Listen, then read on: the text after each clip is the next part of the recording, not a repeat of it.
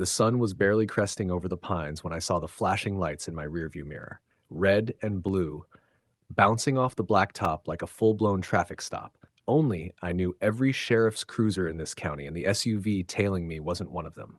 Before we dive in, comment which country you're watching from. Let's see how far this story travels. I eased my pickup onto the shoulder, tires crunching gravel. For a moment, I wondered if maybe it was a new deputy I hadn't met yet. But the second those doors swung open, my gut told me the truth. Two men climbed out wearing tactical vests stamped in blocky white letters, HOA Cop. They strutted toward me like they just rolled off a reality TV cop show. One was tall, lean, with a shaved head and mirrored sunglasses, the other heavier, with a clipboard tucked under one arm. Neither had a badge that looked remotely official, but they carried themselves like they owned the road. The tall one rapped his knuckles on my window. License and registration. Step out of the vehicle. I raised an eyebrow. On what grounds? You're in violation of multiple HOA ordinances, he said flatly. This is an official compliance stop.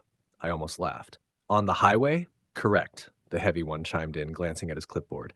Article 7, subsection B, vehicles belonging to residents must conform to community appearance standards at all times. Your truck has unauthorized accessories. I stared at them. You pulled me over because of my toolbox and mud tires? Noncompliance is a serious matter, the tall one said, puffing his chest. Failure to cooperate will result in escalation. Before I could answer, a white Lexus rolled up behind them.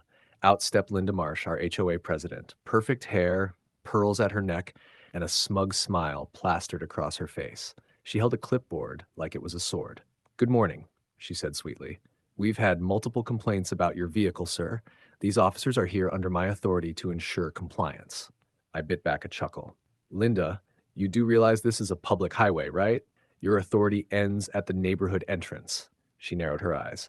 Our jurisdiction extends wherever our residents go. Your non-compliant truck reflects poorly on the community. It's an embarrassment. The clipboard guy nodded like she just quoted the Constitution. We'll need you to exit the vehicle. Non-compliance may result in impound. That's when I knew they weren't just bluffing. They were trying to strong-arm me into handing over my truck. I kept my hands on the wheel, calm as a stone. So let me get this straight, I said slowly. Two fake cops in vests that say HOA Cop, backed by a president who thinks her rules extend past her own mailbox, are trying to arrest me over a pickup truck. The tall one scowled. Laugh all you want, sir. This is happening. Step out now or it'll get worse. I leaned back in my seat, letting their nonsense wash over me.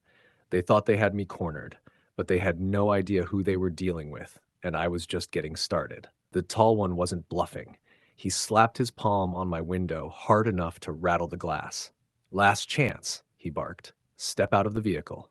Linda folded her arms, smug as ever. We've already documented your violations. This will go on record with the association. Cooperating now will make it easier for you later. I exhaled slowly. Funny thing about records, I said.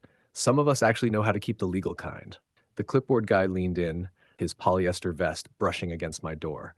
Don't play games. We're authorized to use force if necessary. That's when I smiled. Calm, cold, dangerous. Because while they thought I was just another homeowner, they didn't realize who they just picked a fight with. I reached down casually, pressing a small button on my belt radio. A silent signal went out, the kind only real deputies carry. Within seconds, the cavalry would be coming, but I wasn't about to sit and wait. I pushed the door open, forcing the clipboard guy to stumble back.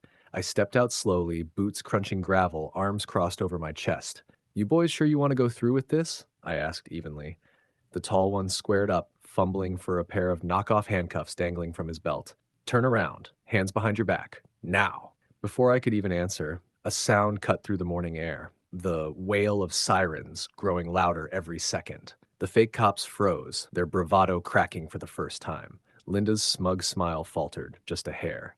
Two sheriff's cruisers roared up, lights blazing, dust swirling around us as they skidded to a stop. My deputies stepped out, hands resting casually on their duty belts. Boss, Deputy Morales said, eyes flicking from me to the two imposters. Want to explain why these clowns have you pulled over on the side of the highway? I tilted my head toward the pair. They call themselves HOA Cops, claimed they were arresting me for a mailbox violation, said my truck was embarrassing the neighborhood. Morales raised an eyebrow, fighting a smirk. On a state highway? The clipboard guy sputtered. We were enforcing community standards. The tall one jabbed a finger at me. He refused a lawful order. That's obstruction. Morales didn't even hide his laugh. Lawful order, buddy, you're wearing a vest you bought off the internet. That's impersonating law enforcement. Linda tried to step in, clipboard clutched to her chest. This is a misunderstanding. They're authorized by the HOA board. Ma'am, Morales cut her off, voice sharp. The HOA has no jurisdiction outside its own lots, and it sure as hell doesn't get to run traffic stops. If you're enjoying this HOA story so far, like and subscribe because the story is only going to get better. The two fake cops looked at each other, their confidence evaporating. The handcuffs that once dangled like weapons now looked more like cheap toys. I stepped closer, staring them down. You thought you could strong-arm me, but you picked the wrong man. You tried to impersonate the law, while the real sheriff was behind the wheel. The cruiser's lights bathed them in red and blue, a fitting preview of where they'd be heading next. And for the first time that morning, Linda's smug grin disappeared completely. The flashing lights were still bouncing off the highway when Morales pulled the fake badge from the tall man's vest and held it up to the sun. This, he said flatly, wouldn't pass for a Halloween prop, the imposter stammered. We were authorized. The HOA. Save it, Morales snapped. You're under arrest for impersonating law enforcement, unlawful detention, and attempted coercion. He clicked real cuffs on the man's wrists, while the clipboard guy shrank back, his face pale. Linda screeched, You can't do this. The HOA backs them fully. I turned to her, calm as ever. Linda, the HOA doesn't outrank state law, and since your name's all over those clipboards and complaint letters, you'll be facing charges too. Harassment, attempted fraud, and conspiracy. Her mouth opened and closed like a fish gasping on a dock. For the first time, she had no script, no smug comebacks. Within minutes, both fake cops were stuffed in the back of real cruisers, their polyester vests crumpled in evidence bags. Linda was cited on the spot, her precious clipboard confiscated. But it didn't end there. The prosecutor's office moved fast once Morales and I handed over the evidence. Dozens of neighbors came forward with stories, threats of fake compliance centers, fraudulent fines, even intimidation tactics.